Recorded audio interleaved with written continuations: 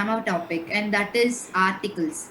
What are the articles? What are the types of articles? How many articles are there? These are the content that we learn today. And here we go. Yes.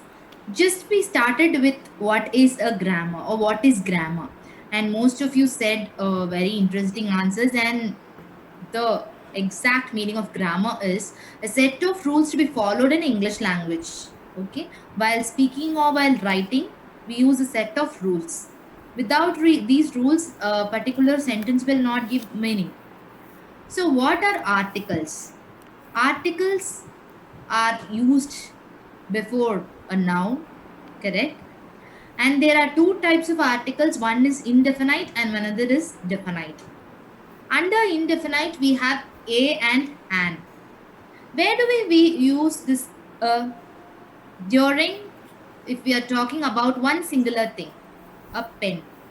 Okay, and mostly if the word which is coming after this should start with the consonant. Should start with the consonant. So here we see a snake, a watch, a box, a cake. C, B, W, S, all these are consonants.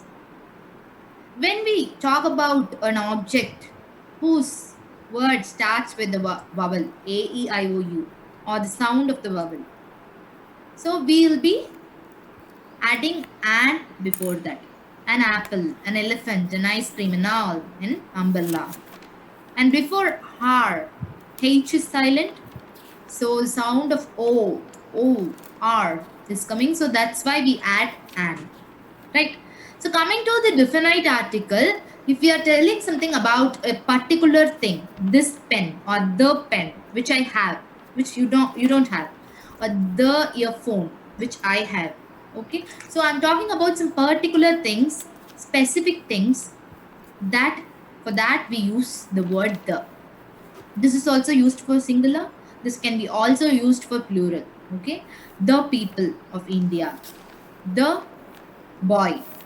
So specific thing. Talking about particular things. The temple is a good place to visit. I'm talking about one particular temple which is near to me, and not talking about all the temples. Okay. So as we discussed, these are the content under articles, and hope you understood the concept, and we also solved few gamified fill-ups today. See you in the next session. Until then, it's bye from me.